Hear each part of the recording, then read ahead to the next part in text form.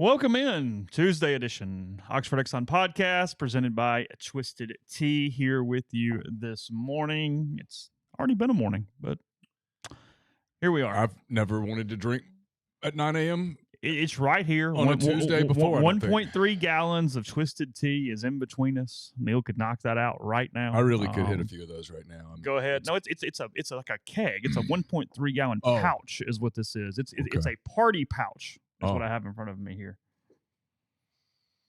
Tempting. I mean, we can put it on ice, get it going. Oxford Exxon podcast, Highway 6. And before anybody West. asks, yes, I hear a sound in the background. Is I it have really? no idea what it is. Right now is not the time for me to even try to figure it out. Is it bad? No, it's just a little occasional. What is it? Is it the one we had a long time ago? A long time ago. It's in a mic, right? Yeah, no, I haven't heard it. Now, I've said it a couple of times. I haven't heard it, so maybe it's gone. Okay. Of course. Anyway, Oxford Exxon, Highway 6 West, lunch specials, ribs. You know the deal by now. Also, get your homemade donuts every morning. Clinton and Brookhaven locations for those. A lot of stuff going on. More to tell you as time goes on as well. And again, coming to you from the Clark Ford studio. I think I know where it is. Yeah, I'll find it in a second. Okay. You hear it? I don't have my. Oh, that's right. Yeah, we're coming to the Clark Ford Studios. Clark Ford's in Amory, Mississippi, 662-257-1900 is that number. Call it. Ask for Corey Clark. Tell Corey what Ford product you're looking for. He'll send you a quote within 15 minutes in business hours. It's right to the bottom line. There's no hassle. There's no haggle. You get your quote. The rest completely up to you. You can shop that quote around, or you can do what I've done, what I recommend that you do, and that's hop into a Clark Ford today, 662-257-1900. Guest will join on the Campbell Clinic hotline. Looking for that reader. To be totally honest, just disorganized morning. The Campbell Clinic is in Oxford now, 2608 South Lamar Boulevard, Suite 102, just across the street from the cottages at Hooper Hollow. The Campbell Clinic provides full-service orthopedic care, everything from sports medicine to foot and ankle surgery, to spine and total joint care, to pediatric orthopedics and physical therapy. To book an appointment, go to campbellclinicoxford.com or call 901-759-3111. Walk-ins are always welcome at the Campbell Clinic, Monday through Friday, 7:30 a.m. to 4 p.m. Lane Kiffin will speak today to the media again. Some schedule changes. Initially, it was Monday, Wednesday, Friday. Now Monday, Tuesday, Thursday. The dates for practice this week, and a little bit of the forgotten week when you talk about preparations from a camp standpoint. Next week, they'll go into game mode. Mercer and Ole Miss, September 2nd, they're 1 o'clock here in Oxford for that game, and you've got 2 weeks of camp. What do you sort of make of this week? I mean, we've covered this for a long time, done a lot of years. You know, you sort of know what that first week is, that second week is, and what that fourth week is. How do you sort of define what you think they're trying to accomplish here in week 3 now? Probably just wrapping up a few things, probably starting to get legs back under them, making sure guys are managing the whole class thing, and frankly, just getting ready to get into game week. I think at this point, you pretty much know where you are from a camp standpoint. Oh, yeah, camp's basically over. It's sort of just this get to where you're doing something Probably different. start getting into a routine late this week, probably start some game plan stuff. But for the most part, They've got first week of class. Yeah, for the most part, it's just a week of practice. They'll do that Saturday thing that all coaches hate, but they do because they're afraid if they suddenly didn't do it. The mock thing? The mock thing. Everyone hates it. Just hate it. They hate it. Completely rehearse a game day in every way. In every way. Even though they're ready for game day now. But they'll do all that stuff just to make sure. And then they get into game week. Once you get into game week, I think it becomes routine. Pretty quick.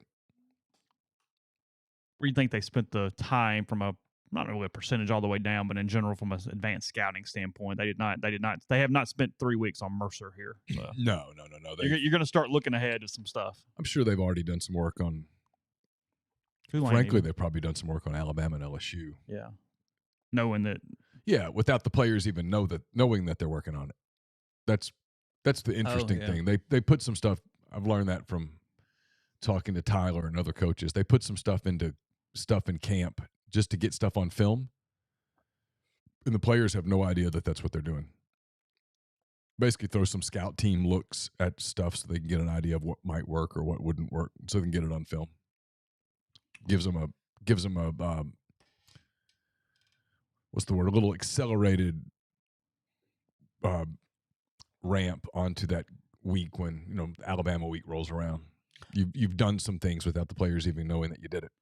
I don't know exactly what we're talking about in the stream, but Apple always takes longer to get podcasts listed than other sites. There's a review process with Apple that is a longer deal. Yeah, and I mean this word in a good way. It's good. It's a good sign people want to listen to it. Been kind of bombarded with, hey, where's the McCready and Siskey podcast on Apple? It's basically hasn't been approved yet. It will be. It'll be fine. It's on Spotify, but it's just going to take a little time. Spotify is a good system. You should use it. You should try. Yeah, I know everybody has their thing. I'm not. I get it. There's people that love Apple Podcast, and I have completely switched, and I was someone that was kind of a tough holdover for a while. I thought, hey, Apple, I know it. It does what it was, and same. The thing that put it over the top for me though was the integration with my watch. Spotify makes it incredibly easy to sync to a Garmin watch for running or podcast or music. Yep. Because you just go on your watch, click a playlist or click whatever, and it downloads everything via Wi-Fi to the watch. With Apple, you were having to basically take it, put it from Apple to your computer, and then computer and download. There was a bunch of extra steps. I'm like, okay, why are we doing that? Just hit the button. Garmin works best with Spotify and Amazon Prime on trying to get things to your device. I used to be Apple Podcast. I switched to Spotify at some point in the last year, and I'm probably 95% Spotify now. I don't know the last time I've listened to something on Apple, frankly. If I did, it's just almost accidental. I'll check our podcast on Apple sometime. Okay. Just to listen to audio quality. Okay. Yeah. Anyway, I don't know. Caden Priestcorn story up at rebelgrove.com from yesterday. We talked a little bit about his potential over and under yards thing standpoint. What stuck out? What has stuck out about Caden so far in camp or from preseason to you? Just his leadership. How much a guy who's yet to play a snap in an Ole Miss uniform, unless you count the Grove Bowl, at which point I can't. We stopped to agree. I just think that I think he's going to be a huge part of their offense. They trust him. They like him. I noticed early on he was kind of a safety blanket for Jackson Dart first part of camp. He's mature. He's a former walk-on at Memphis. He's one of the leading candidates for the Burlsworth Trophy going into this season because I think he's going to be super impactful. A guy that was a 210-pound former quarterback when he reported to Memphis. They put him at tight end in day one, just like, hey, figure it out. And so he's a grinder. He's got that work ethic. He's probably everything that they, from a work ethic standpoint, he's probably everything they wish Michael Trigg would become. And maybe he will. Maybe he will rub off on Michael Trigg. Well, his presence is certainly not a bad thing. No. Whatever that looks like or doesn't look like. I just think his contributions go well beyond catching footballs. I think there's a leadership capacity to him. There were times last season on that team that I don't know that leadership was the issue, but there were times it was probably lacking. Adversity hit last year, and this team didn't handle it particularly well. The results spoke to that. Given everything involved, you can make the argument that he's potentially the most important transfer. The position that he is in. Yeah. Because you'd have Trigg and Heath, and I mean, sure. Kyron's has not gotten all the way, Colin has not gotten all the way there yet. Yeah. In every facet of the game. You don't know what you're getting out of Trigg in any way. I don't know that you can count. This is not a knock on Hudson Wolf because most people would have hung it up by now, but yeah, I don't know that you can. The stick-to-itiveness has been an A+. Yeah, but I don't know that you can count on his production. There hasn't been any yet. He's had a hard time staying healthy. He is one I'm sort of fascinated by, just simply because, I mean, a guy who's had multiple back deals, multiple years lost, and is still just head down. Yeah. Okay. Come back. If there's a comeback award, he's got to be one of those guys up for it. I mean, it's been remarkable. He's in normal jersey color, taking contact. Again, everyone has been very careful to put any expectation at all on Hudson Wolf. There is none. Right. But him being out there is a certain win in and of itself. Yeah, I mean, as Larry Joe says, he catches one pass, it's a triumph. Yeah, there's no doubt. Sure. Again, most guys would have said, "Hey, it's just not. It didn't work." No, the Grove Collective Day of Giving was absolutely a success. I think I saw north of 1.5 million or something through a day, maybe 1.4, 1.6, something like that. Neil and I were talking about this a little bit.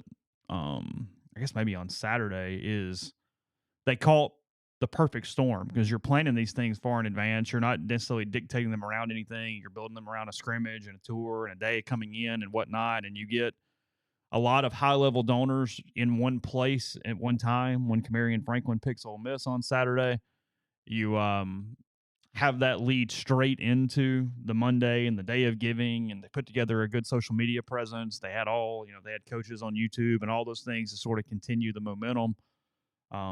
They had a late large push by the Jordan family and Realtree to go over a number yesterday. That picked up momentum in other places too. Yeah, no, it was a complete resounding success yesterday. I think had you told Walker Jones, no, you're gonna play with $1.5 million in one day, you would have taken that and run with it. No, it's 100% a success for what happened yesterday with that.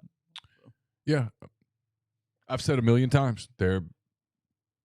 A ton of credit to William Liston and Walker Jones and Denson Hollis, and a lot of the people over there who have been not only proactive, but they've been efficient. It's like it's the word, honestly. It's the word, really. They've been efficient, and I don't know where they rank among programs. I don't know where they rank in the SEC. I don't know that anybody really knows that. I don't know if there's any way to know that. There's a lot of perception on those lists. But they're not last. No. And they're competitive. Per capita, quite high. Yeah. But overall, I think they're pretty competitive. Yeah, I don't know what the goal was, but I just have a hard time believing they did not hit or basically hit a number that Walker would be very happy with. You don't want to put a goal out there publicly because what if not? You're good with whatever happens. Sure. But sure. No, that's I mean. And I don't know what, like I said yesterday in the solo portion of the podcast, I don't know what the going rate is right now on a 5-star player, on a 4-star player. I don't know if there is a going rate. It's not like I was reading a story. I'll give you an example, okay? I was reading a story today in The Athletic about Cody Bellinger, the Cubs center fielder / first baseman, who's a free agent at the end of the year. And the Cubs obviously are very interested in bringing him back, and there's been talk about, well, what will he get? He turns 30 in 2025, and there's a comp that they use is Brandon Nimmo with the Mets. Okay, and Brandon Nimmo is like 7 years, $160 million or whatever the number was, and they were like, that's probably the jumping off point for Bellinger. I'm sure that you have that in college football right now. We just don't know the numbers. I'd love to know what they are. Like, is there okay, well, this 5-star got this, so that means that's probably the going rate. There's a market this. Yeah. This is where we start. We go off of that. And frankly, and I thought about this the other day, and I didn't talk about it, but it's something that I wonder about. If the star system is steering the NIL market in any way, does that put more pressure on the people that are distributing those stars to be right? Does that put more pressure on the people at On3, at Rivals, at 24/7? Because now, if that's the case, and I don't know if it is, let me be clear here before anybody goes, "Oh no, you idiots, y'all don't have any say in it." I'm not saying we do. Let me be clear here. But there was a lot of hype on. No. You know where I'm going with this. So before anybody goes, I mean, I look at Camarion Franklin and I look at the offers that he had and go, he's probably really good. But don't tell me that there's nobody out there that went, he's a 5-star guy. Even inside buildings, hey, he's a 5-star guy. He's going to create momentum for us. Well, the people that made him a 5-star guy are Rivals and I think 24/7. I don't know where anybody else has him ranked. I'm assuming everybody's got him pretty high. I don't know. Yeah, one of the sites has him way lower than the other two, but it's whatever. But it's sure. But you understand my point. Yeah. There's a perception among. No. I find this fascinating because in a deal, any deal being done, there are essentially three main factors on that. And again, these are contract negotiations. We can't call them anything else. That's what NIL is at this point, is contract negotiations and choosing a side. But make it into a job interview. The three people who decide these things, or the three entities, are the employee that's trying to work somewhere. He gets a say on how much he gets or doesn't get. He can take or leave offers. Mm-hmm. The company that is offering him said thing, so the school that is doing the situation with the NIL. And then the third thing is competitive businesses that also could offer him something, hence other schools that would be offering this person something. And there's no doubt whatsoever that someone's Q rating, someone's star rating, what Rivals 24/7, On3, ESPN, what they collectively make the ranking for this player, that elevates or lowers his number. Because look, if a kid's a 3-star, even though you know he's a 5-star player, well, I mean, a school would be an idiot to go, you know what? I can, because you're listed as a 3-star, you're not getting all this hype, but I know you're the next Laquan Treadwell. I'm going to pay you like you're the next Laquan Treadwell. No, you're going to pay off what the perceived value is. And on the other side, if a kid takes some rocket launch up into the stratosphere from a ranking standpoint and a notoriety standpoint, well, suddenly that kid believes that is his market rate, even if he's not very good. And schools have to contend with, hey, he's listed as the number 72 player in the country, so by God, I want 72 player in the money. Money. Yeah. It's a very direct impact. You could have got Mike Hilton for a whole lot more out of Sandy Creek than you could 3 years later. Yeah. I mean, I just thought it was interesting. I just was kind of thinking about it. I thought about it on Sunday because I talked about this yesterday on the solo pod. I don't know if you heard this part of it, but people are like, "Well, Ole Miss bought him." Well, of course, Ole Miss bought him. Missouri bought Williams Nawari last week. I mean, it's not even buying. You came to an agreement with, okay. Right. I mean, it's the same as whoever signs Cody Bellinger in the offseason. They agreed to financial terms. But nobody goes, hey, you know what? The Angels bought him. I know. That's not a wording we use. I know. No one's going to go, you know what? The Seattle Mariners came out of nowhere and bought Shohei Ohtani. No one will say that. Why do we keep doing that? It drives me. It's still new. It drove me kind of crazy. That you agreed to terms. You agreed to terms. What would happen if I, instead of committed, if I wrote agreed to terms? Everybody would call me a jackass. Agreed in principle, because we haven't signed anything yet. Agreed in principle to terms. Yeah. With school blank. The deal can be the things that happen in baseball prior to the physical, before everything gets all. The deal is pending a physical and also National Signing Day. Oh, the deal's pending National Signing. The deal is pending the signing of a binding national letter of intent. Yeah, on the extreme cases, I did think about like the Yankees under Cashman way back in the day. Okay. Yeah, they were buying players, but in general, you know what we mean. Yeah, but they weren't buying the player. The player had to agree to be bought. The player wasn't bought against his will. He agreed to terms. I mean, to date, correct me if I'm wrong, but I don't think the Steinbrenner family has ever put a player at gunpoint and said, sign it. No, the player agrees to the money. Speaking of, Steinbrenner met with Boone the other day. That's got to be over, right? He's canned at the end of the year. Over. Yeah, done. Now, look, all the analysts, direct impact on everything. They are running this show is what is happening. Make me a 5-star, suddenly money goes up. Well, I mean, drop me 200 spots. Hey, you're not worth as much. I mean, you do wonder, like, how does it's on the resume? How does it work?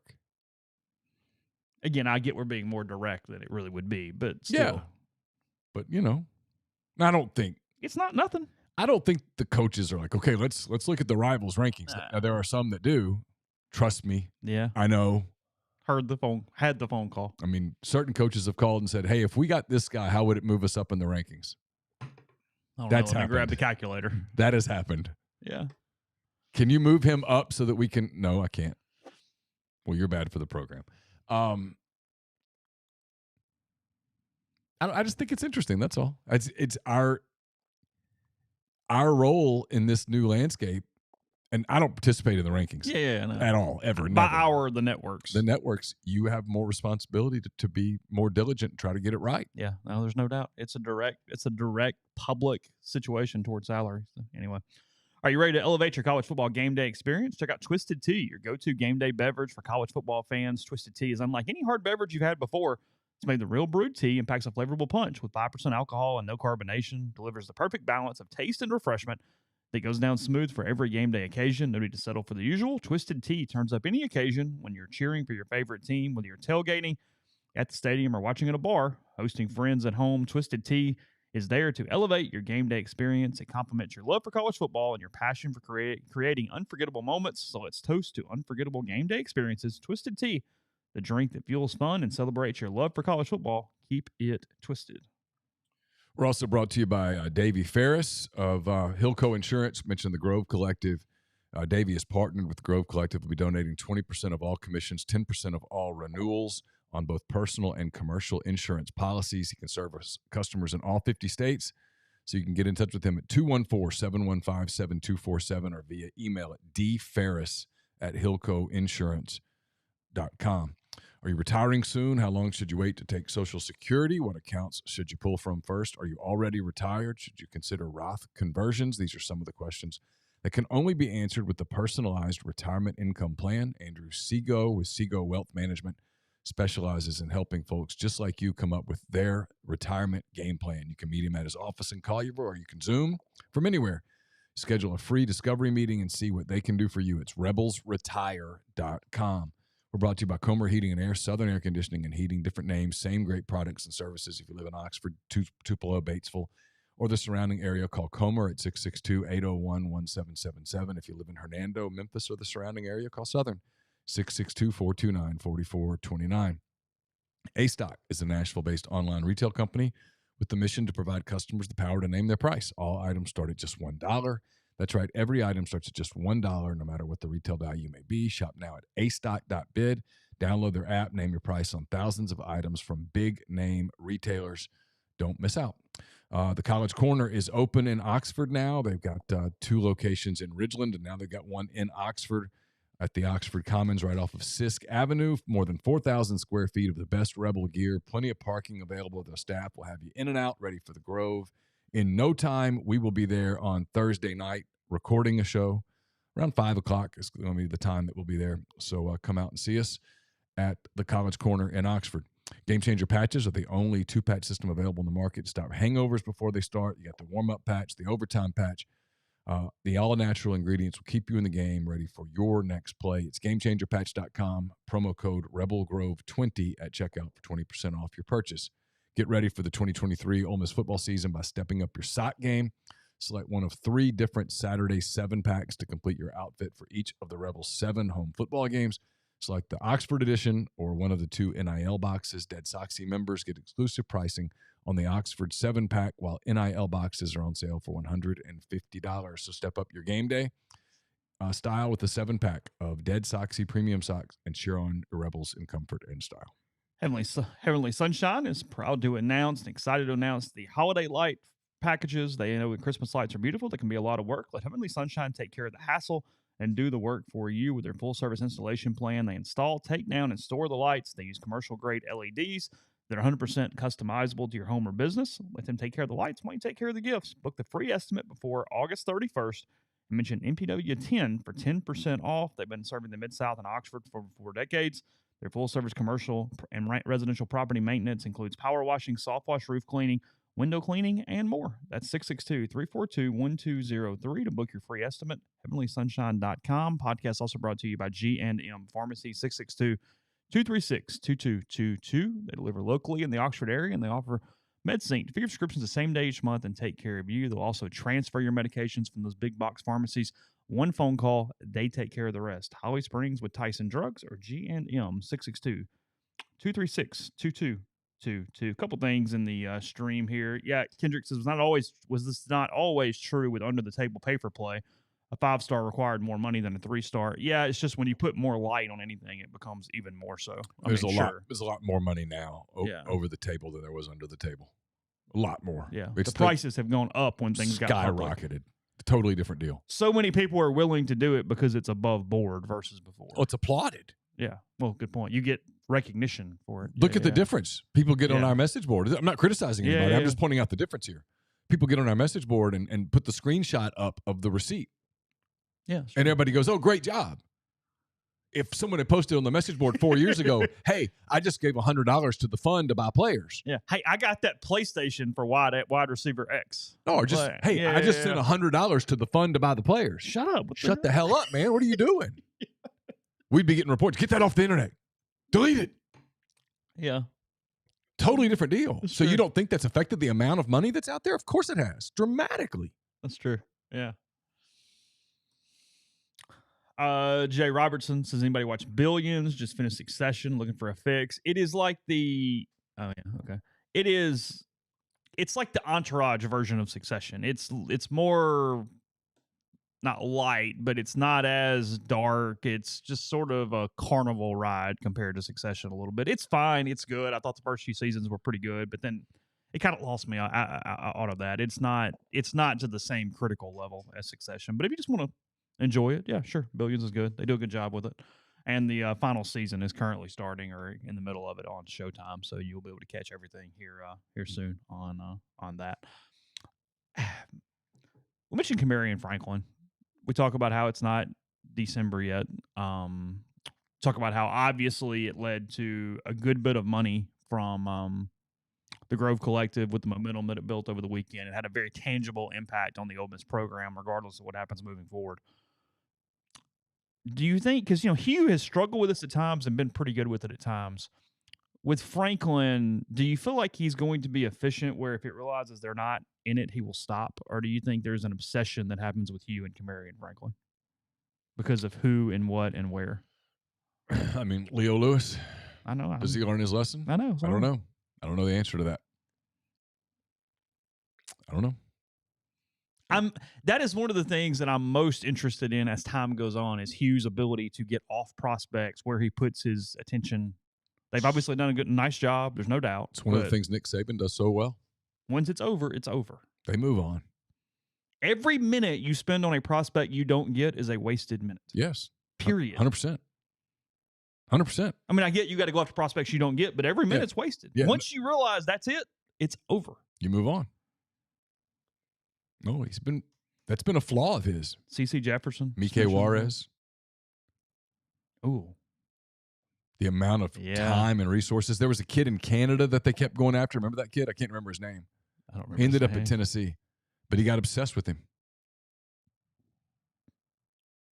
Things Nick Saban does not do for 100, Alex.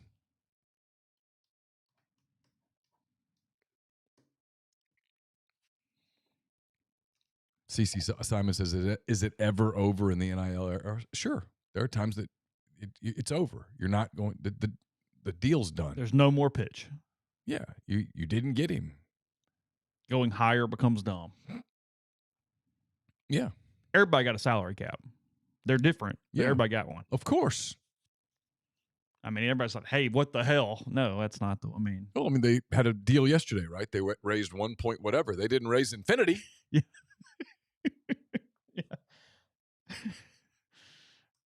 Yeah. I mean, when Jed Hoyer goes to the Ricketts at the end of the season, one of the things that they'll discuss is budget.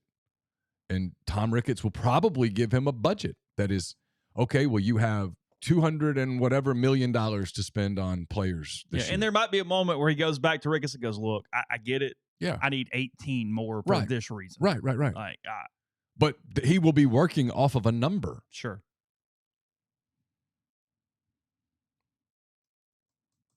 In the same way that the guy that's running the Pirates will be working off of a number, probably a much lower number. That's the number he'll have to work off of. So it's a finite number. So, yeah, I mean, you don't just – not even talking about Ole Miss, just whoever. I mean – everybody but the Mets got to find out. $11 billion here. It doesn't work like that. That's not the way it – you start getting into that deal, and trust me, some schools are already flirting with it, where you overpromise and then can't deliver. Good luck with that on the recruiting trail. When the kids tell other kids, hey, man, they promised me X, and I got X minus this. Kirby would not be able to do that if he's coaching at almost any other school. Gron said he goes after kids until death does them part. He's still pissed about George Pickens. Depending on what your resources and staff are is the more efficient you have to be.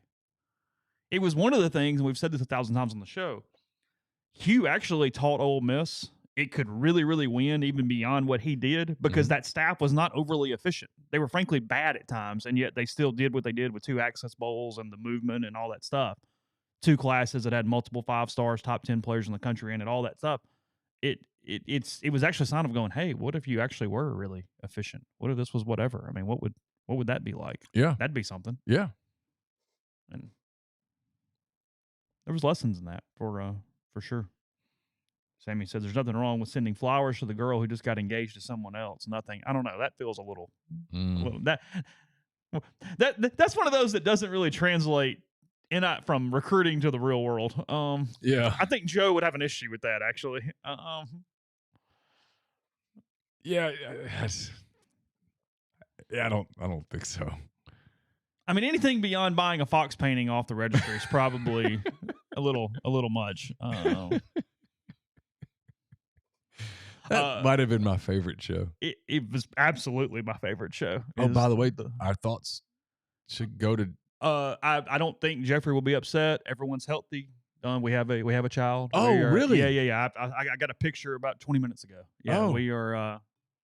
We appear to be all healthy from mother and child, and Jeffrey's smiling. I'll send it to you. Oh yeah, please do. Yeah, I didn't get the picture. So it was from Dylan. So okay. Yeah. Let's see. Yeah, I think we're. So I know people would ask me. Jeffrey obviously had talked about it last week. So Jeffrey, a father. I thought about it early this morning, and then we had all the stuff. We had a little bit of an issue. There you go. Just came to you. Oh, there we go.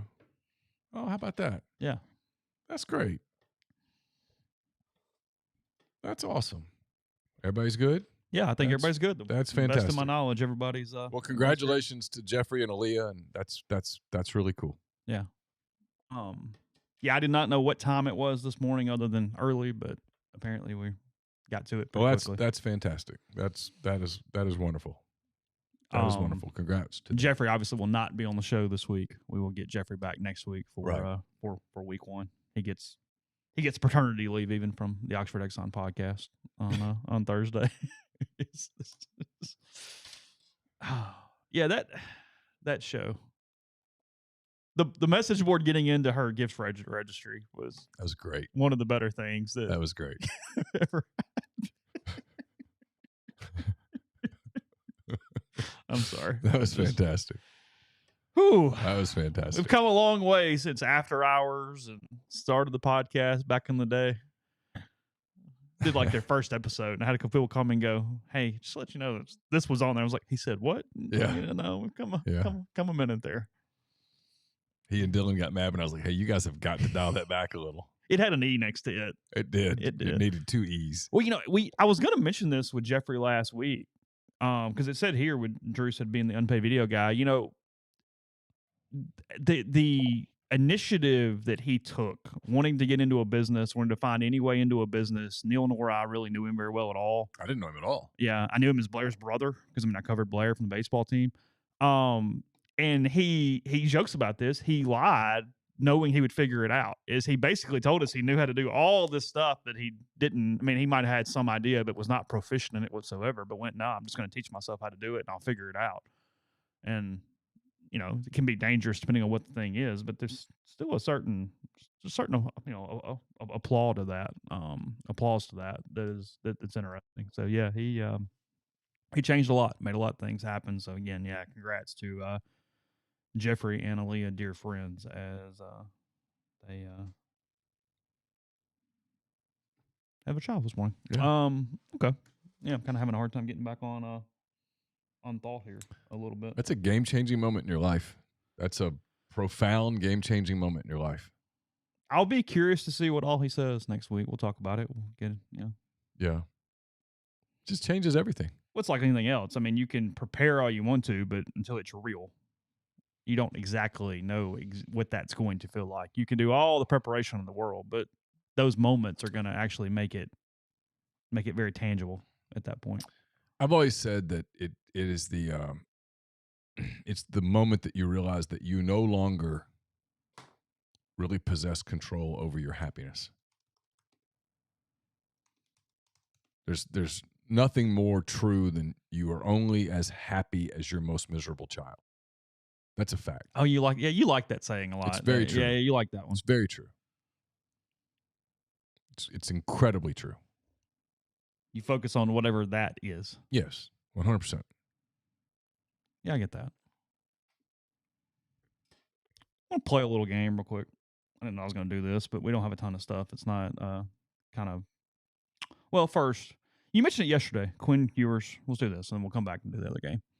Quinn Ewers, Heisman Trophy, was Neal's prediction in 10 Thoughts. He was playing columnist here because he got me to mention it. He got to talk about it. I was a good columnist. Had he said Kayla Williams, I wouldn't even be talking about this right now. I know. Well, yeah, duh. I was a good Idiot. columnist. You man. were. I was. Got me. I was a really good columnist back in the day. So there's a few no-brainers. It was the only thing I've ever done that I was like, this is natural for me. I mean, I could just poke. Yeah, just find. Just poke. Hey, so you guys are talking about it, huh? I did my job.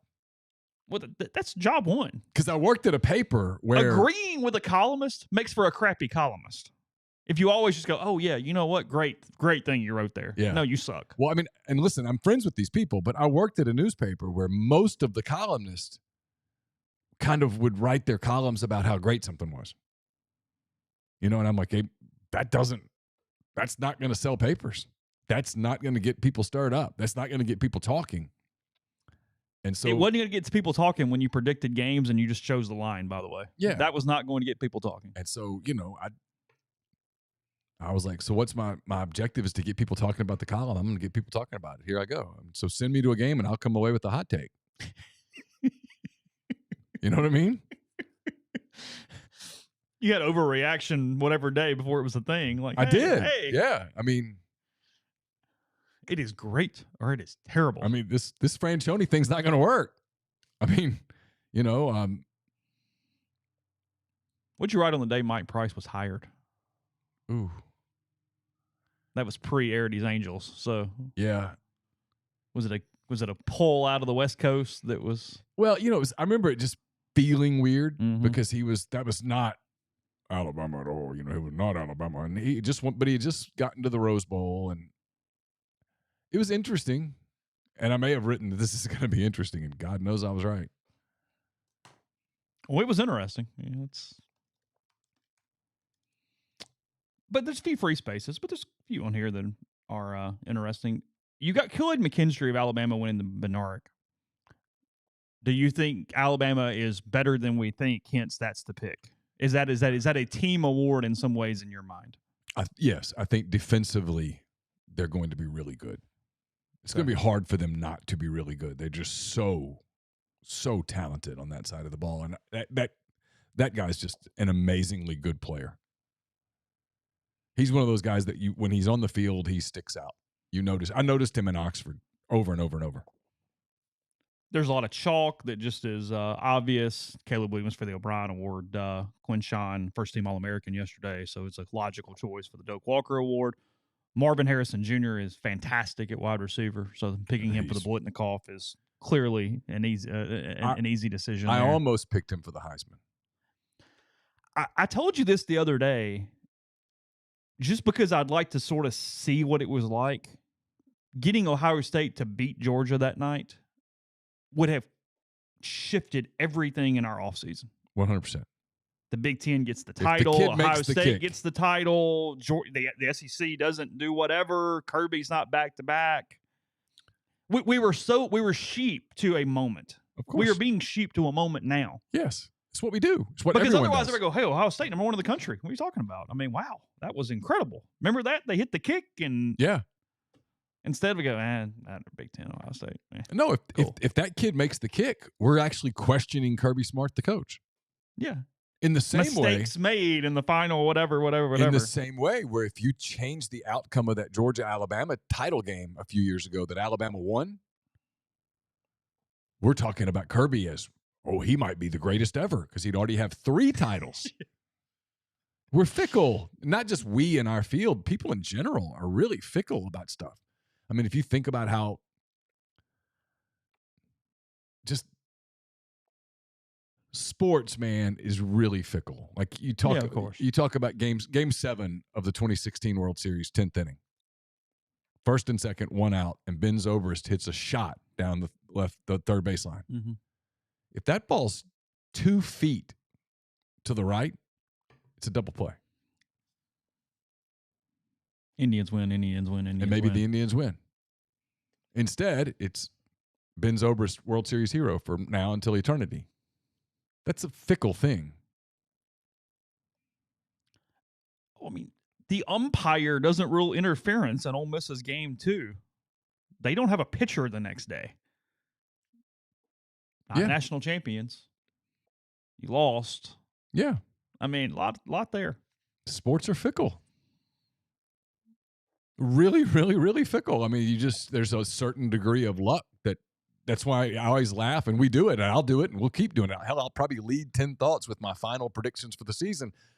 But what you never factor in is, okay, well, who's going to get lucky on this day?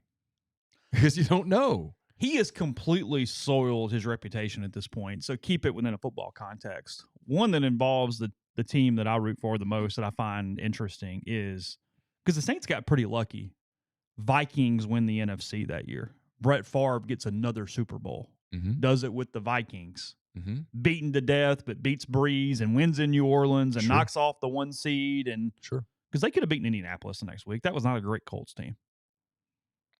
It's a totally different dynamic for him at that point. Again, he's whatever. If Plaxico Burress doesn't shoot himself, the Giants probably win another Super Bowl. And we talk about really revered. Well, and we talk about that team in a completely different light.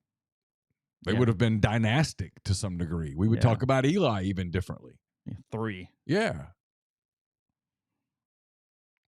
Fickle. Yeah, it's just stuff. Yeah, it's all whatever. This happened, so whoa, this means no, maybe not. Look, we're gonna do it in week 1. It'll be my favorite conversation with Jeffrey next week. Is going, hey, can't wait for what in week 1 where we overreact like hell. Because after week 1 last year, Anthony Richardson was a Heisman candidate. By the way, he is getting no favors in Indianapolis because they are now shipping Jonathan Taylor off. It looks like if anybody wants him, he's going to be left on an island there in Indy. Yeah. With that crazy owner. You're saying, that 1 year was it Kyle Allen that we made into the next coming of God at Texas A&M when he beat South Carolina up or whatever in the season opener, and he wasn't even like, it's like okay. No, we will badly overreact to first games. In a number of ways there. The NFL's really bad about it. Like some team will lose in week 1. You're like, oh, they're done. It's like, no, they're not. They're not done. Just what we do. Got a couple other things on that. I'll get to them in a second. First, Prime Shrimp, primeshrimp.com. 7 different flavors available for you. Everything from the New Orleans style barbecue to the signature. Let Prime Shrimp take care of dinner tonight. They are less than 10 minutes if you freezer to plate, and you can get it shipped directly to your door. It's restaurant quality shrimp. They've also got their 2-pound bags of individually frozen shrimp, full meals in a bag, and much more. So use code RG, 25% off when you buy 5 pouches or more. That's code RG with primeshrimp.com and Prime Shrimp. We're brought to you by Pinnacle, home to Pinnacle's 401k advisory services team. They'll conduct a complimentary, no-obligation benchmarking and analysis of your current 401k plan. It's mypinwealth.com, MYPINN wealth.com. Brought to you by John Edwards, Regency Travel Incorporated in Memphis. If you're thinking about a holiday vacation, if you're already looking ahead to next spring break, next summer, get in touch with John. Deals to be had. He just got back from Vegas. Met with a lot of vendors that are there. So get in touch with him. Give him some parameters and a budget. It's 901-494-3387 or jedwards@regencytravel.net. If you're thinking about a holiday Christmas party already, a festive party event, a company dinner, get in touch with OPA. It's Oxford's newest Greek restaurant on the square. It's a perfect place to plan those kinds of events. They can accommodate up to 200 guests. For catering or booking information, call Jeannie at 601-421-7147. Neil's Picks for the year will debut in 9 days. Our big competition, sponsored again by Service Specialist. See who all we can piss off this year. We've got a list of victims. We'll try to add another one at some point. We talked about if you're searching for a job, it's always free for the candidate. If your company is looking to hire quality, hard to find talent, they can help you as well. Keep in mind, payment of service is solely contingent on if you decide to hire a candidate that they send. You have nothing to lose. So give Will, Sydney, or Kelsey a call at 662-832-5138 or check out their new and improved website, servicespecialistltd.com. Get the beautiful and healthy smile you deserve at Corinth Dental. Dr. Bubba McQueen, Dr. Jenny Beth Hendrick are devoted to restoring and enhancing the natural beauty of your smile using conservative, state-of-the-art procedures that will result in a beautiful, long-lasting smile. From routine checkups to advanced treatment, including implants and Invisalign, Corinth Dental is here to help you achieve your smile goals. So schedule your appointment today. Take the first step toward a better version of yourself. CorinthDental.com. Men's basketball renewal deadline is August 31st. You can renew or purchase to be in the priority seat selection process. Women's basketball tickets on sale for just $50 per season ticket. Men's and women's tickets available at OleMissTix.com. And the Ole Miss Athletics Foundation is starting their Pledge Per Win and Pledge Per Touchdown campaign for football. You can go to GiveToAthletics.com to sign up today for those options. You got multiple Iowa award winners on your list, by the way. Yeah, well, you know me. Frank Broyles Award. I noticed you went defense and not offense. You're not predicting that Ferentz wins the Broyles Award. No. Is he going to keep his job? Are we going to get the race to the point total? It's one of the best it's subplots of the season. It's one of the great ones. People doing math on the Iowa beat. All right, well, we need a counter. He only needs this many more. Yeah, he's there. It's like electoral votes. That's like when they play a bad team and he gets a chance to light it up. I mean, he can't stop. He's got to go score. You fire the person when you're at this point. Of course. This is so stupid. It's his son. It's why no one puts Iowa in the top 25. And they go, hold on a minute. This is the most dysfunctional thing ever. Yeah. Because defensively, they're elite. The radical transparency in a negative way of what you're doing. Yes. Because defensively, they're special. They're really, I'm firing really good. my son if he doesn't get this many points in this season. Mm-hmm. Yeah. What are you doing? And when he hits it by one, you go, oh, well, he's safe. And you go, no, he still sucked. Yeah. He scored 70 against Bowling Green. And if he's smart, he'll score 77 against Bowling Green. You keep going. Dad, it's going to be in his head. It's going to be, hey, do you take the starters out? I'm not taking starters out. Because here's the problem. It starts dictating your decision making. Of course it does. Hey, even though it's probably just get the 3 here, if we got 7, so suddenly go for 4th and 3 when Iowa never should go for 4th and 3. No. And or you go for it on 4th and 2 when you should punt and you have the nation's best punter.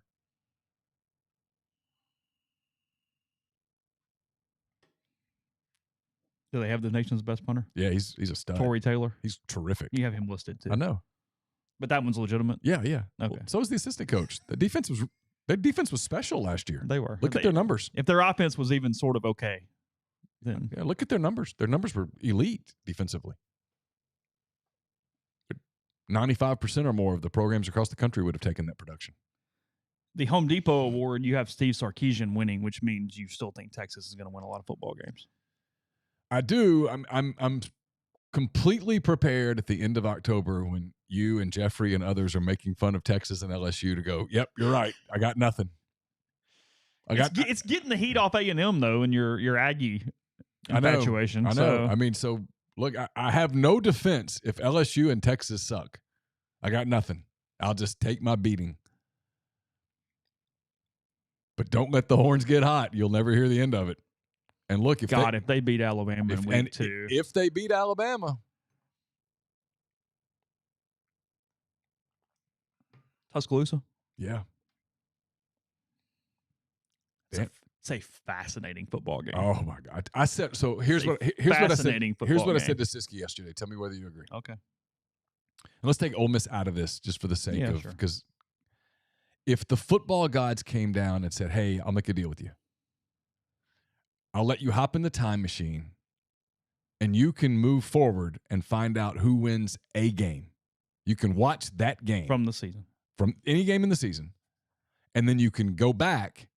Armed with that knowledge and use it however. And use it however you wish. What game would you choose? And I said Alabama, Texas. It would tell me everything. It's hard to go away from that game. Yeah, I mean, because your options, you got a few options. Yeah, that's number one. It's the obvious one. Georgia, Tennessee. Okay. Sure. Besides the East, let me know some stuff. Sure. Without getting cute. I mean, I can get cute, but let's not get cute. Yeah. You can make an argument for LSU, Florida State. You could. I don't care enough. It doesn't do anything for me, but I understand that argument. Well, I would be disappointed if I went to that game and LSU wins by 21. I'm like, okay, well, does that tell me that LSU is really good or just that Florida State sucks? That's what I mean. I I don't- can't I buy don't- that into enough. I don't know that I get enough information from that to justify Whereas you that think being you're my choice. getting two teams situations. Yeah. Because Yeah. even last year, the result would have said, hey, Bama's gettable. That's not. They won. I don't really know how they won. Well, and they were gettable. That's what I mean, Turns yeah. out they were gettable. They could have gone 8-4. And so, that was kind of the one. I mean, if you sent me forward in time, because look, I think Texas is going to be really good on offense, and Alabama outscores them, I'm like, oh boy, Bama doesn't have a quarterback problem. Or if Bama shut them down defensively, there's just a lot that I'd want to see. Or if Texas steamrolled them. Because look, last year, there's a lot of people, and I think I'm in this category, that thinks that if Ewers had not gotten hurt, Texas wins that game. This wouldn't be in my top 10, okay? But a game that I would, if you were doing like SEC games and I could kind of pick a few, Tennessee, Texas A&M. Oh. All right, so we'll do it on the Ole Miss thing. If the football gods came down and said you can go watch one Ole Miss game. Oh, I can watch it. You can watch the game. You can watch the game. And I can know their record to that point, or no? Or I'm watching like it's a practice video where I'm just got no graphics, no sound. I'm watching a game. Okay, we'll do it both ways. In one scenario, you know everything. In the other, you just watch the game. But I get a winner, obviously. Yeah, you get to see who wins the game. And then you get to go back to that spot in time where we currently are, armed with that knowledge and only that knowledge. What games would you choose? Well, if you get the knowledge of knowing the situation, I mean, and the Egg Bowl's out because that's stupid. You know the season. Yeah. The one you don't know, where I'm just watching the game, it's Arkansas. Period. Yeah. Because they either won a lot of games and they beat Arkansas, and you go, oh wow, or they recovered and they lost to LSU or Alabama or both, but they still beat Arkansas. And okay, worst case scenario, they're 4-2. Okay, that tells me a lot. Let's move forward. I can get that. Auburn. I want to say A&M, but again, it's so late in the year, I don't think it's fair. Yeah. A&M's my pick if it's anywhere earlier, but that feels unfair. So if you tell me I can just go watch a game and just watch the game and not know anything else, I'm going to pick the LSU game here. Oh, well, really? Yeah. Okay. I'm going to watch that game. I don't get to know. Because you're finding out about LSU too. I guess I was only thinking from Ole Miss. I think I'm finding out about Ole Miss. Okay. Because you're at home. It's going to be, at most, you have one loss at that point. Yeah, sure. Tons to play for. Sure. So if I watched Ole Miss beat LSU that day, I'd go, oh, you know what? These people that are talking about 9-10 wins, they're on to something. If I watched that game and LSU controlled Ole Miss or won, comfortably, I'd say, no, a lot of the things that I think might be problems for this Ole Miss team, they were. And then I'm with you. If you told me I could know records and stuff and go watch a game, Auburn. think I'd pick Auburn. Because Auburn gives you the Arkansas game. Yeah, I mean, I'd pick Auburn. Because I'm going to find out whether this team can answer the bell in a hostile place. And it's going to be hostile. Really hostile. And Jordan Hare gets loud. I mean, it gets really loud. I'm not sure it doesn't get the loudest in college football at night when it's just kind of when they're in it, and it's different. It gets you can feel the noise a little bit. mm-hmm. Now they a couple years ago they handled it at Neyland. Neyland was really hostile that night. Beyond the mustard bottles and stuff, it was different. I mean, I've talked to people who walked onto the field and said, hey, it's different today.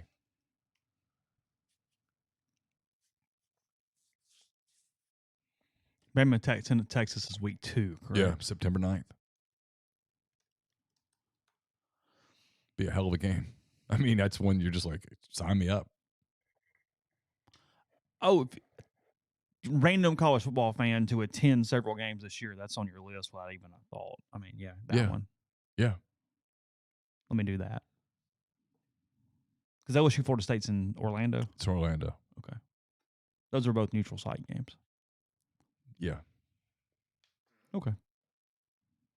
It's fine. I get next week's week 1, but Vanderbilt does play this week. They're playing on Saturday. Hawaii, right? Yeah. Yeah. 6:30, 5:30, something like Something that. like that in Nashville. Yep. Let's do this. Just kind of curious where you're sitting. We'll kind of make this an understanding of where we are heading into the season. Going to name an SEC team. 1 to 10, your interest level in their season. Okay. Okay. Just how fascinated you are with them in some way. Okay. Georgia. 7.5. 7.5. Yeah, I was gonna say 8. They can. There's so little variability with them. Their schedule is really easy. Like, it would take them screwing up for me to become like, what's going on there? Otherwise, okay, let's get them in the playoff and see what happens, or at least get them into the SEC championship game or whatever that looks like, or to Tennessee. Tennessee. Speaking of, About a 9. are you? Yeah, super interesting. You think they're good?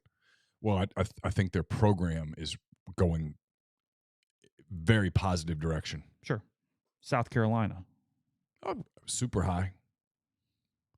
Again, more program oriented than anything else. Yeah, Did they take a step back or 7. Yeah, 7. Kentucky. Like 5.5. I just don't care. Yeah, I don't care. They can't do enough in either direction to really get me going. Whatever. Yeah, it's a nothing burger. Florida. About a 9. If they win, a 9. If they are just what we think they are and they suck, I don't know that I can find a way to care. It's like a 6. Missouri. I don't. They're going to go 5 to 7 wins. Okay. Oh, you think? See, I think there's a chance they're a surprise team. You think they're getting more than 7? Sure, I can look at their schedule and get them. Well, to because 8. you beat Vanderbilt and you beat. I can get them to 8. I can get them to 8 right now. I'll do it. But you're doing the beat everybody thing when you Not do that. really. Let's see. Missouri Tigers football schedule. All right. Let's see if we can get them to 8. South Dakota, it's 1. Middle Tennessee, that's 2. Sure. I don't know that they can beat Kansas State. Memphis is 3. Vanderbilt's 4. Kentucky's 5. South Carolina's 6. I mean, sure, they can win those games. They get South Carolina at home. Sure. Florida at home, that's 7. At Arkansas, 8. I can get them to 8. I mean, there's not much room for error, but I can get them to 8. Okay. Even if they're 8-4, do I care? No. Well, the way they're recruiting at 8-4, you start paying attention to him and go, well, maybe he's going to be the guy that turns the corner. Vanderbilt. 3. Well, yeah, sure. Yeah. I pull for them because they're like a little puppy. I was literally about to say it's kind of like if sure. you see some lab puppies, but you're not buying a lab puppy. You pet them and you're like, oh, well, aren't they cute? And then you kind of move on. They're probably just going to pee on the floor. But if not, then and you just kind of if they do, you're like, oh, bless his heart. Someone clean that up. How long's Clark there? As long as he wants to be. Oh, think so? Yeah, they're going to give him lots of time. They're going to get him patient? Not for a while. LSU. 10. 10. Alabama. 9.5. Yeah, close. Because that quarterback situation just has me kind of like, Sure. Mississippi State. Is it crazy that I'm just not very interested at all? I have this interest simply because of who they are. But yeah, no, from if you put a blue and white helmet on them and called them Kentucky, I go, yeah, no, whatever. And I'm just generally more interested in the West because of Ole Miss's opponents typically. Ole Miss 10. Volatility is everywhere. And I would say that even without covering them, it's insane. Yeah, because I've told you this. I think I can make a realistic case for Ole Miss at 10-2. And 5-7. And then I think I can do one for 5-7. And everybody's like, well, that's insane. I'm like, well, I'm not really. I mean, I can paint that picture. Yeah. By the way, the path for Vanderbilt, Austin asked, it's Hawaii, Alabama A&M, Wake, UNLV, Kentucky. And one more. And then one more. And the one more, the candidates are Missouri at home. I think Auburn at home, at South Carolina. I mean, it's doable, but man, I'd bet against it. Arkansas. It's like a 7.5. Yeah, I mean, not crazy, but crazy. Sure. But I mean, the interesting thing with them is because they're in that group that decides so many other teams. I've got like this slotted group of, well, if one of them goes 3-4-0 against the other ones or something, it becomes weird. If they cratered, would they make a change? Ooh. If they made a change, ooh, there's a lot of people who think that they are a sleeping giant from an NIL standpoint because of all the corporate money that's up that's there. interesting. That would be interesting. They have a veteran quarterback, veteran running back, a lot of new faces on defense, new coordinators. I mean, there's a lot. There's a lot that's interesting with them, but I don't find their season particularly compelling.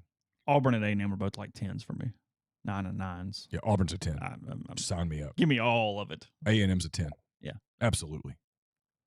If you tell me, in fact, hey, you can go forward and watch a game just for fun, I think give me the Auburn A&M game because I get to see them both. Sign me up. No, I mean, it's chaos. One way or the other. Someone has to lose. Someone's going to lose that game. Yeah. But Auburn losing, they can justify first year, Harsin left Hugh nothing, sure, whatever. Right? Yeah, sure. Okay. Podcast brought to you in part by NE Spark, service people across rural communities. 2 packages, the Ignite, the 100 Mbps, or the Blaze, the 1 gig that powers the Clark Ford studio. Your hometown team bringing you world-class broadband. That's nespark.com, 662-238-3159. Phone service, remote controls, network security, and much more. So to get the best internet in Lafayette County, also parts of Union and Pontotoc counties, that's 662-238-3159. Are you a displaced corporate executive wanting to put your career in your own hands? Are you an experienced entrepreneur looking to diversify? Either way, Andy Ludicky can help. He owns multiple franchises and businesses, uses his expertise to help others find their American dream through a very thorough and free consultation process. So call Andy, put your life and your career in your own hands. It's 100% free. You've got nothing to lose. Find your perfect franchise at myperfectfranchise.net. Contact Andy anytime at andy@myperfectfranchise.net, 404-973-9901. We're also brought to you by Southern Traditions Farm.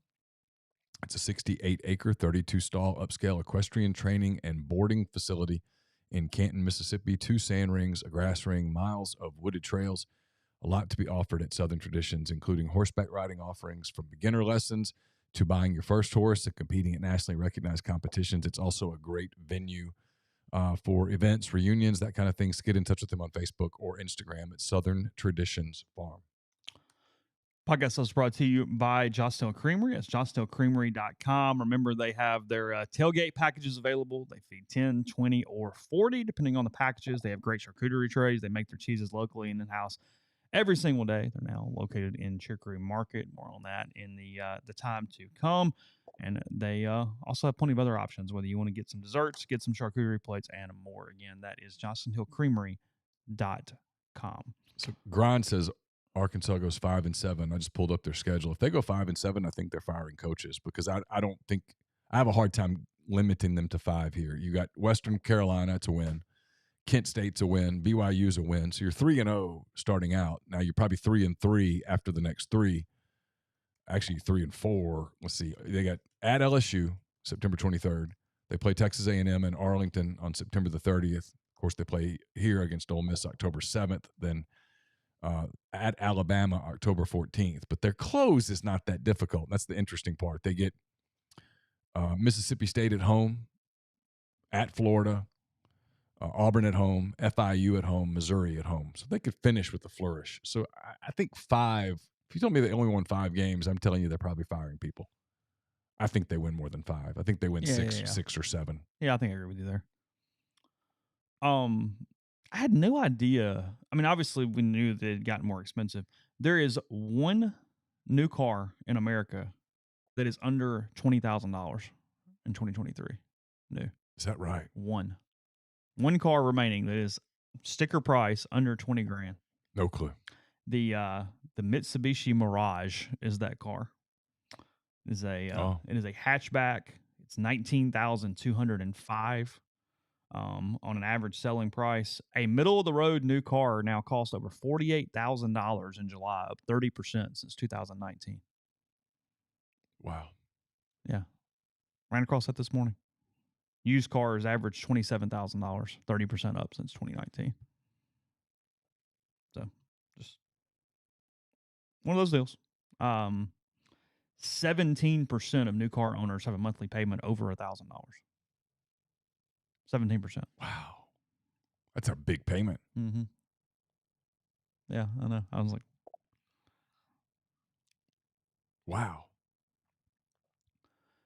That's a big payment. Because like when I'm trying to like get ahead on a car, sometimes if I'm really aggressive on it, I'll pay $1,000 a month. Yeah, but the yeah. payment's way under that. Yeah. Yeah, get your payment under that. Go to Clark Ford today. Well, Yeah. it's not his experiences.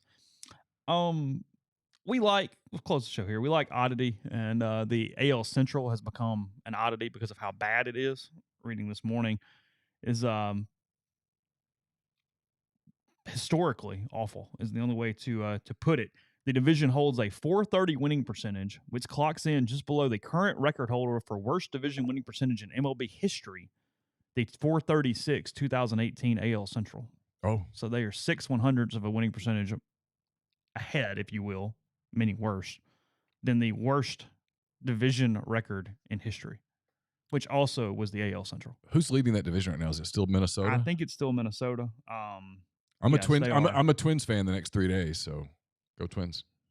The division-leading Twins might break the MLB's all-time whiff record this year, and it doesn't even matter. Incredibly, they're coming into the week. 7 of the Twins' previous 10 losses came on days when the Guardians, currently 6 games back, also lost. The streak increased Minnesota's chances of winning the division by simply erasing another game from the respective schedules. Yeah. And watch them make like the damn ALCS. And it's all stupid. Twins got the Brewers this week. Time for the Twins to get hot. They mentioned it in here. The Royals and how bad they have been since winning that World Series. Really competitive there for a few years. And I'm going to tell you what, though. I just got through watching the Royals 3 games. Yeah. Bobby Witt Jr., stud. He can play for you. Man, he's really, really good. I mean, he is 5'2". There's nothing he can't do on a baseball field. He's electric. One more thing from the Athletic this morning. This is actually an interesting thing, and I want to talk to Jeffrey about next week with him being a Giants fan. Their pulse question in their newsletter this morning: who would you rather be in 2023, the Vikings or the Giants? Said it's a difficult one because the Vikings went 13-4 last year, but remember the team went 11-0 in one-score games, nearly impossible to replicate. Was the team closer to 13-4 or more like 9-7-1 to the Giants and got a bit lucky? Boils down to 2 things. The Vikings have the best receiver in football and an easier division road now that Aaron Rodgers is gone. The Giants have one of the NFL's best coaches, an underrated quarterback, and a returning Saquon Barkley. The future feels bright. Who are you choosing? I think the Giants. After watching the quarterback thing on Netflix where they centered a lot on Kirk Cousins, Minnesota was – I mean, they were counting their lucky stars a few times. They had some games that – and now they lost a couple of those too, but they had a bunch of games that could have easily been L's. Baker Mayfield named the Tampa starting quarterback for week one. Congrats to your Saints. That much closer to a division title. Good for you. Speaking of bad divisions, that one's opening up a little bit, isn't it? Good for you. It's get ready for your playoff Baker game. Mayfield, Desmond Ridder, and Bryce Young. Derek Carr looks pretty damn good right now, doesn't he? Derek Carr looks like he's the difference. He's the belle of that ball. I was watching his press conference of the day, and it's the difference too in some not Ole Miss, like just college fans in general. And pro fans like kind of nodded and wouldn't get it. College fans, there would have been a segment out there that lost their mind because he was talking about still pulling for the Raiders, and like it's his buddies. He's like, he's like in this profession, you don't want your friends to fail. He's like, no, he's like, I'll get home and I'll turn on the Vegas game, and like it's my dudes. Like it is whatever. He goes, he said his daughter was running on the Saints practice field the other day after practice, and she grabbed the ball and ran across the line and goes, touchdown Raiders, and he went, no, new team. Let's gotta back that up. So, anyway, there's that. Well, look, I mean, I'm cheering for a baseball team right now in a really bad division, and I'm just going to tell you that the whole "it's a bad division" thing does nothing to take away the excitement of trying to win the division. No, it's some of the Heat, the Guardians, that they've got one of the lower, or their attendance has struggled since the break, and it's partly because they did nothing in the market because they sucked. Yeah, but the fans went, "Hey, you're only 6 back. Go." And they're like, we're 11 under 500. Yeah, they're looking at internally. They looked at all the metrics and said, "No, we're not good. Not doing this." But the fans want you to compete. Fans want you to go for it all the time. Yeah, fans don't ever want the step back. Yeah, it's really hard to sell step back. Oh, it is, no doubt. Mission to the thread.